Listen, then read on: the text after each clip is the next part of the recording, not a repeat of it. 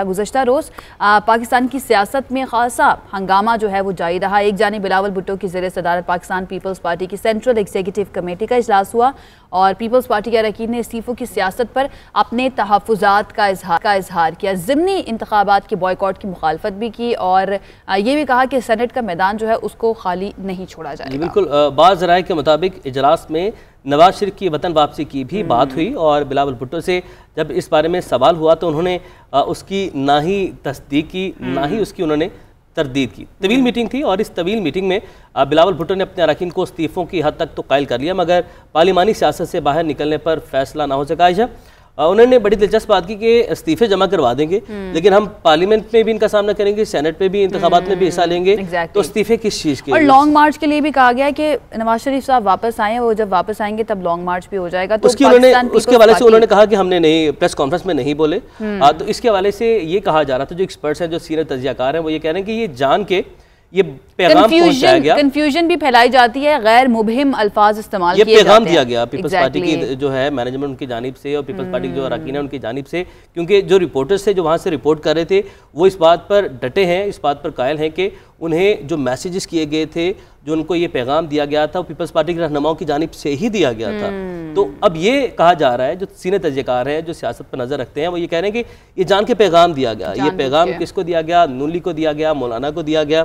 तो ये तो शेख रशीद साहब जो है ना वो सही साबित हुए हैं एक मरतबा फिर से कि पीपल्स पार्टी जो है ना साइड पर हो जाएगी।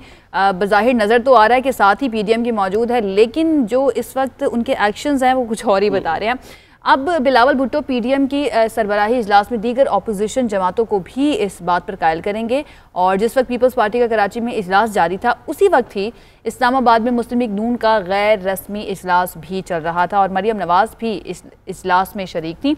इसी इजलास से वापसी पर मुस्लिम लीग नून के रहनुमा ख्वाजा आसिफ को नैब ने गिरफ्तार कर लिया और उसके बाद जो सही सूरत हाल रही, नून लीग का क्या मौक़िफ़ है ये जानने की कोशिश करते हैं। मुस्लिम लीग नून की तर्जुमान मरियम औरंगज़ेब साहिबा ने हमें ज्वाइन किया है। मरियम साहिबा, बहुत शुक्रिया के वक्त का। ये बताइएगा कि पीपल्स पार्टी की सेंट्रल एग्जीक्यूटिव कमेटी के इजलास में ज़िमनी इंतखाबात में हिस्सा लेने और सेनेट का मैदान खाली ना छोड़ने का फैसला किया है। इस सूरत हाल में पीडीएम के फैसलों पर पीपल्स पार्टी के इस फैसले का क्या असर पड़ेगा? जी बिस्मिल्लाहिर्रहमानिर्रहीम। एक बहुत ही रिस्पॉन्सिबिलिटी के साथ बिलावल भुट्टो साहब ने कहा है कि वो पीडीएम के अंदर अपनी जमात के फैसले 1 जनवरी में जो पीडीएम का इजलास है रायमंड में वहाँ रखेंगे और उन्होंने तमाम पीडीएम के प्लान की तौसीक की है। उन्होंने पूरे जो ऐलान लाहौर से लेकर जो 31 जनवरी का ऐलान है उसकी तौसीक की है और हर पीडीएम के फैसले की तायीद और तौसीक की अपनी प्रेस कॉन्फ्रेंस में।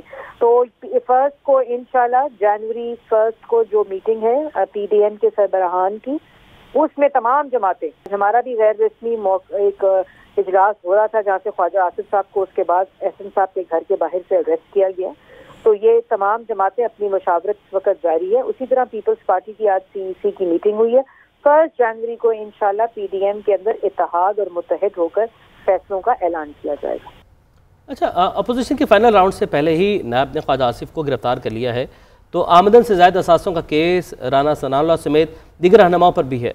मजीद गिरफ्तारियाँ भी हो सकती हैं, क्या हिकमत अमली होगी?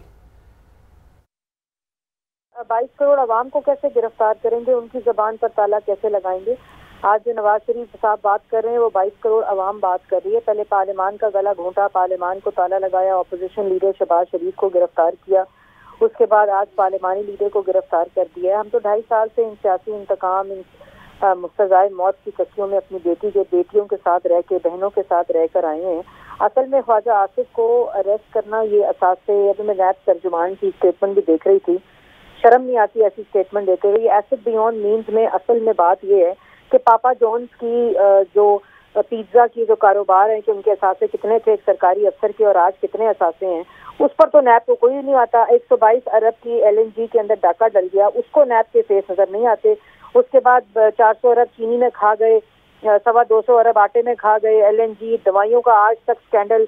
आज देखेंगे 3-2.5 अरब सालाना रेलवे में डाका डल रहा है। उसके बाद आज फिर बिजली महंगी, 3 रुपए अगले महीने बिजली महंगी होगी, लेकिन 122 अरब का पेट्रोलियम में LNG में डाका जो है 20 अरब महीने का दे रहे हैं। फर्नेस ऑयल के ऊपर और डीजल के ऊपर नदीम बाबर साहब के प्लांट्स चल रहे हैं जिसकी वजह से LNG में ताखीर की गई। असल बात यह है कि रोज चोरियां अपनी पकड़ी जा रही हैं, दोनों हाथों से मुल्क को लूटा जा रहा है। पीडीएम के खौफ में लड़खड़ाती हुई गिरती हुई हुकूमत के ये पैनिक है जो ख्वाजा आसिफ अरेस्ट किया गया, और ये 2.5 साल से हो रहा है। जितने अरेस्ट होते हैं हमारा जज्बा और भी ज्यादा मजबूत होता है, और भी ज्यादा इत्तेहाद मुत्तहिद होता है, और इंशाअल्लाह ये गिरती हुई लड़खड़ाती हुकूमत के दिन थोड़े रह गए हैं। अवाम के लिए खुशखबरी है, और उसका पैनिक जो है वो आसिफ की गिरफ्तारी। सही, बहुत शुक्रिया। मरियम औरंगज़ेब साहिबा हमारे साथ मौजूद थी। और उमैर कहती हैं कि 22 करोड़ आवाम को आप कैसे गिरफ्तार करेंगे, तो लगता यही है कि उनको पहले से थोड़ा सा आइडिया है कि शायद मज़ीद गिरफ्तारियां भी हो सकती हैं।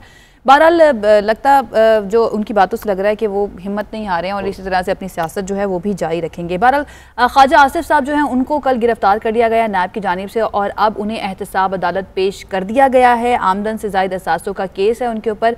अपडेट से लेते हैं, हसीब मलिक हमारे नुमाइंदे हमारे साथ लाइन पर मौजूद हैं। हसीब, बताइएगा डिटेल्स क्या सामने आई हैं अब तक? बिल्कुल, ख्वाजा आसिफ को जो कि गुज़िश्ता रोज़ नैब लाहौर की जानिब से गिरफ़्तार किया गया था, आज जो है अब से कुछ देर पहले नैब रावलपिंडी से एहतसाब अदालत जो है वो पहुंचा दिया गया है, जहां पे उनका राहदारी रिमांड लिया जाएगा। और राहदारी रिमांड लेने के लिए जो है ख्वाजा आसिफ को नैब रावलपिंडी के ऑफिस से इस्लामाबाद की एहतसाब अदालत जुडिशल कम्प्लेक्स जो है पहुँचा दिया गया है। और इस मौके पर जो है मरियम औरंगज़ेब, राना सनाउल्लाह, एहसन इकबाल और जो लीगी का जो रहनुमा थे वो एहतसाब अदालत पहुँचे हैं उनकी राहदारी रिमांड के मौके के ऊपर। और आज जो है एहतसाब अदालत नंबर 1 के जो जज हैं मोहम्मद बशीर की अदालत के रूबरू उन्हें जो है वो पेश किया जाएगा, और नैब की जानिब से राहदारी रिमांड लेने की जो है वो इस्तदा की जाएगी। और राहदारी रिमांड लेने के बाद जो है ख्वाजा आसिफ को इस्लामाबाद से लाहौर जो है रवाना किया जाएगा। अब से कुछ देर बाद जो है एहतसाब अदालत नंबर 1 के जो जज हैं मोहम्मद बशीर की अदालत में उन्हें पेश किया जाएगा। नैब जब ख्वाजा आसिफ को एहतसाब अदालत लेके पहुंची है तो सिक्योरिटी के खातिर खा इंतजाम किए गए थे। फुल सिक्योरिटी जो है हाई अलर्ट रखी गई थी, और इस वक्त जो है जो ख्वाजा आसिफ हैं वो अंदर इंतज़ार कर रहे हैं एहतसाब अदालत के जो जज हैं, क्योंकि छुट्टियां हैं सर्दियों की, और आज जो है वो ख़ास तौर पे इस राहदारी रिमांड के लिए जो है अदालत लगेगी, जिसके अंदर ख्वाजा आसिफ को पेश किया जाएगा और राहदारी रिमांड जो है वो लिया जाएगा, और उसके बाद इधर से रवाना हो जाएंगे। जी ठीक है हसीब, आपने हमें अपडेट किया, आपका बहुत शुक्रिया। और हसीब हमें अपडेट कर दें कि सर्दियों की छुट्टियां हैं और सिर्फ इसलिए आज अदालत लगेगी और उनके राहदारी रिमांड की सदा की जाएगी नैब की जानिब